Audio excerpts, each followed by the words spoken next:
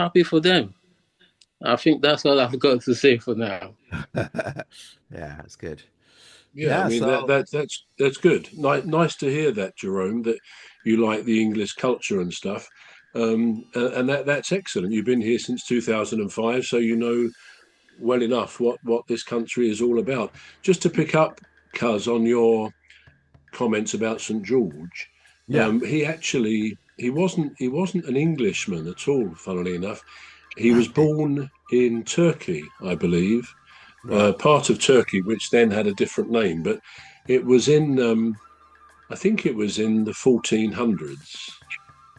Oh no, actually, I've got that wrong. I think it's actually the ninth century. I correct myself there. But yeah, he wasn't a knight either, as most of us think. He was actually an officer in the Roman army. Right. So yeah, and he was a good Christian, and indeed he was eventually executed because he refused to carry out, I believe, a sacrifice as a pagan ritual. So he was Right. executed. As I say, I'm Right. pretty sure it was in the ninth century. But yeah, he was a good man, and he was canonized 100 years or so after his death. Interestingly, we're not the only country who have St George as our patron saint. Portugal does, Ethiopia does, and some other places such as Genoa and Venice in Italy. And interestingly, they're cities or towns which also have him as their patron saint. So yeah, so he's a bit of a hero, I guess, in Christian terms, and in other ways. I think English people have always been proud of him, or should have been. I pick up your point in a way about the politics side of it, but I'm not sure St George has ever become political. I think the political side, as I see it, is that politicians of all persuasions constantly seem embarrassed to stand up Right. for England. I mean, even within Great Britain, Right. we can see the Scots quite rightly have their own national saints, as do the Welsh, as do the Northern Irish, and I think there's a greater sense of pride, patriotism in those three countries than almost we seem to be allowed to have in England, which has Mm. never made sense to me. It never makes sense. The political side, which we don't really go into, but Yeah. um, the other three countries have their own governing powers, if you like, own governments, Sure. as well as being part of the British government. Whereas England, I know we have various countries where counties which have a mayor, etc., but we don't have our own government standing up speaking just for the English, which I've always felt is a bit strange. But there we are. Not to get into that kind of subject, but Mm. just to say, I think as English people, we've got every reason to be really proud of our country. We are a Mm. good force in the world, I believe, always have been. Mm. And yeah, let's stand up for ourselves and celebrate our great country on this St George's Day. Yeah. Well, I'm with you on that. Good. Absolutely.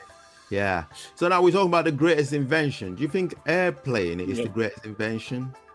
Um, Yeah, certainly. I think my assertion that the aeroplane is at least one of humanity's greatest great inventions. When invention. you Yeah. actually think, which things we take for granted in this world we live in, Yeah.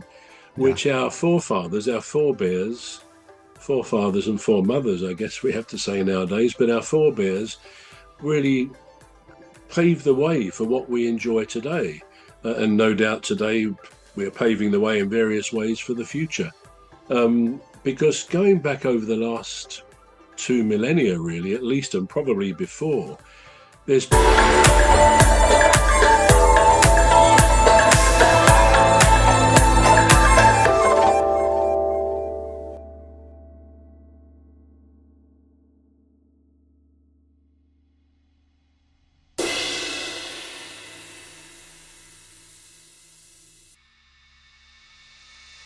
So now we're talking about the greatest invention. Do you think airplane is yeah, the greatest invention?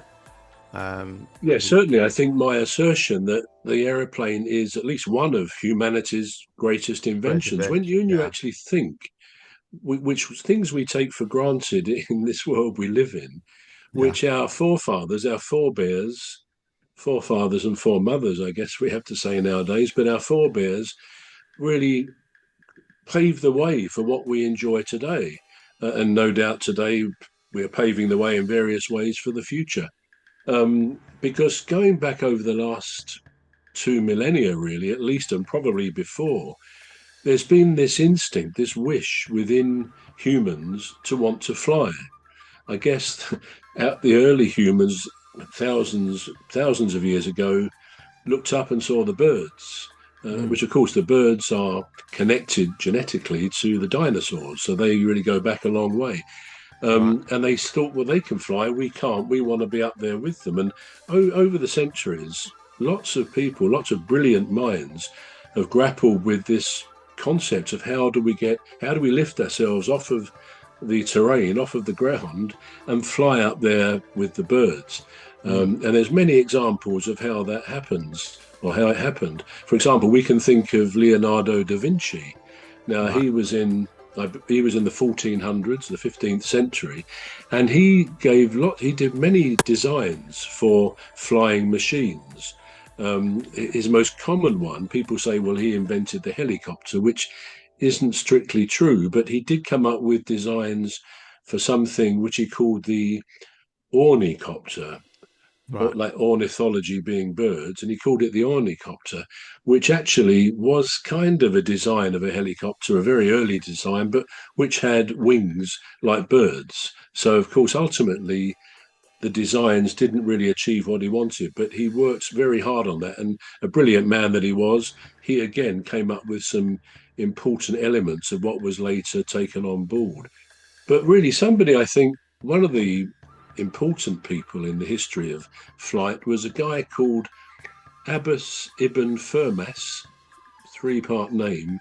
He was a Spaniard, and it was in the 9th century. Now, I won't go on about him too long, but he was what they called a polymath, someone who excels across a range of subjects. He was brilliant at astronomy and physics. He devised